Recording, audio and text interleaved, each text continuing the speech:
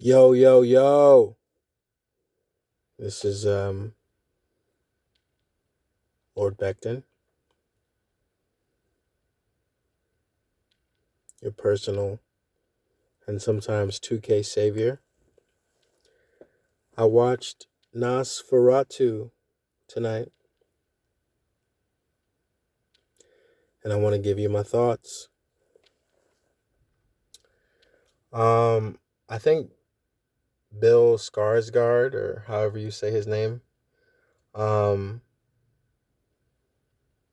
I don't know. Could we go and say he's the most talented Nepo baby there is? I don't know. I mean, his dad is that dude who played the scientist in the Thor movies, and I guess he's been in other movies. Um, but the one thing I do like about the Bill guy is that he, for this role in Nosferatu, these are spoilers too. You sick fuck. These are spoilers. I like the fact that he changed his voice. I wish I could change my voice, or I wish I had a dialect coach or whatever that'd be like, so I do a performance and I just totally sound different. Um, I wish maybe Denzel could have hired Bill Skarsgård to help him come up with a different accent for Gladiator, but at this point, Denzel doesn't really have to get too crazy. Like you hire Denzel to be Denzel at this point. I mean, I want to see Samuel Jackson try a different voice. Tom Hardy purports or tries to do different voices, but they're all just like, I mean, Bane is a little different, but for the most part, you know, um, Tom Hardy doesn't sound wildly different from Tom Hardy. But this is one of those times where just like, oh, another example, people don't really talk about this because people try to shit on the movie, but Tim Roth in Planet of the Apes by Tim Burton with Mark Wahlberg. Tim Roth as the monkey, Thade. His voice is crazy in that movie. To this day, I still wonder how he did it. Um, Completely. If you didn't know it was him, you wouldn't know it was him. So I put, in terms of voice changing, Tim Roth still number one. I'm throwing this performance number two, where a person doesn't, obviously doesn't look like himself and doesn't talk like himself. For me, the original Dracula is 1992. I don't count the old shit or anything before that fucking shit. Um, you know, in the context of Draculas or whatever, or people who have played Dracula, for a long time, maybe the consensus was Gary Oldman was acting his ass off, but at this point, to me, if you rewatch Dracula, mm, I don't think Gary Oldman is really cooking. I feel like it's like in his. I feel like Gary Oldman in the the Professional or Leon is better. And he's better in The Fifth Element. Um, his Commissioner Gordon, I don't like his Commissioner Gordon just in the sense where, same thing with the new Commissioner Gordon and Robert Pattinson's Batman, the actor Jeffrey Wright. Jeffrey Wright and Gary Oldman are too talented as actors to be wasted in the Commissioner Gordon role because the Commissioner Gordon role is bland. Let me see Jeffrey Wright play the Joker. Let me see Jeffrey Wright play Two-Face. Let me see Gary Oldman play the villain in a Batman movie. That's better than hiring him to go, hey, Batman, do you need me to turn on the light? No? Okay. Oh, he disappeared. That kooky Batman always disappearing in mid conversation. So Robert Eggers' Nosferatu brings us back full circle. Yes, you're fucking welcome. Um, that's a lot of bravado that I don't really feel. But sorry about that. Sorry for yelling at you. I didn't like The Witch originally. I give him credit for being the first to sort of put the Anya Taylor Joy lady in a mainstream movie. I knew Anya Taylor Joy was a baddie when I first saw The Witch. I don't like that movie. I did not see The Lighthouse. I loved the first 20 minutes of The Northman. I loved everything until he became like indentured as a part of his plan to get the guy back. But when he had his long hair and when him and his homies were raiding and robbing and pillaging, that shit was dope. But the second half of the movie, or the majority of the movie, I did not resonate with it. Um, at the time of this recording, they say that Robert Eggers wants to do a Wolfman movie, and that he doesn't want to do a modern movie. And maybe that's a bit of gamesmanship. Maybe one day he will. I don't know. He has a he has a talent for scope, and he works with great cinematographers.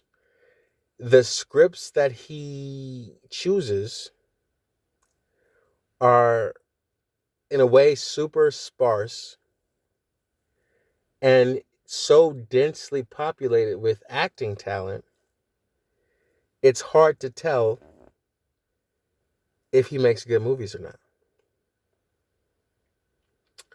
Because all of the projects are sort of, you know, theatrical or Shakespearean in scope, and everyone is,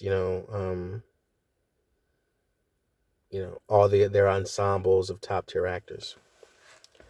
So getting to this, I guess this movie confirmed to me that I don't like the traditional Dracula story. Because at the heart of it, as I realize with my old man mind, it is not a comedy of errors, but the person that goes to meet Dracula first, he is ensnared because of his adherence to societal rules and being nice or being polite or letting someone tread upon him. When he goes to Dracula's house and Dracula's talking shit, he should say, "Hey, bitch, I don't give a fuck about this job. Fuck you, motherfucker. Let's go." And then he would get killed, but he stands up for himself. But in every incarnation of the story, he goes to the house, bitches out.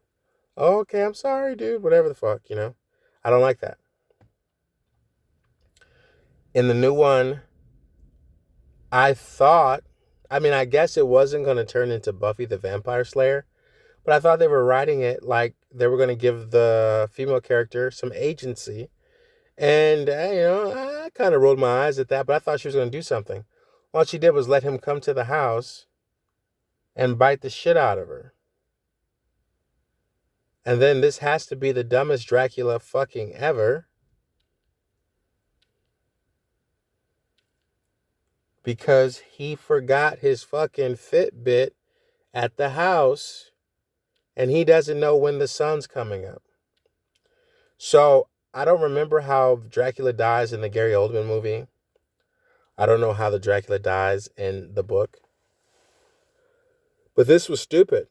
This ending, I turned it off right when the husband comes back to see her with the monster on top of her, and he's just grabbing her hand.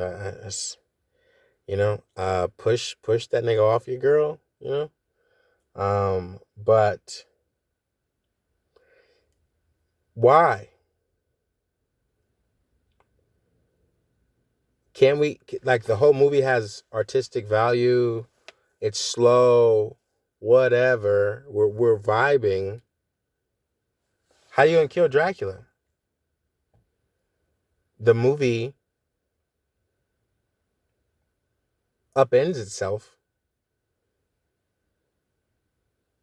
and just says, oh, he forgot what time it was because he was so enamored by Johnny Depp's daughter's breasts. um I would have liked to have been the continuity nipple guy on the set just to make sure the nipples are erect from take to take, you know with my mouth. But that's neither here nor there, and I don't want to be that guy. I'm sorry. I take that back. I'm gonna cut this out. But nah, bro, that shit was stupid. I would. Like I said, the movie, the way it was going, I didn't expect it to turn into Van Helsing or Buffy the Vampire Slayer. But god damn it, they could have stabbed his ass, or she could have stabbed his ass with a stake, or anything, or he could have bit her, and maybe she turns him into she turns him around to a mirror. He gets mad at that he has no reflection. When she gets bit, she gets a little powers. Maybe she turns into Blade. They fight a little bit. I don't fucking know. But I guess I could think of something if I was incentivized like Robert Eggers and I'm getting a paycheck, but I'm not getting a paycheck for the shit. So I'm not gonna rack my brain on how to make this climactic. But no, it was anticlimactic to have him just be stupid, like, yeah, what? It kind of reminded me of the motherfucking what's that shit? The Netflix show, Midnight Mass, where the girls is getting bit and the Dracula just hangs out on the beach. So I didn't like that in that shit. So yeah, no, I didn't like it. I didn't enjoy it. Um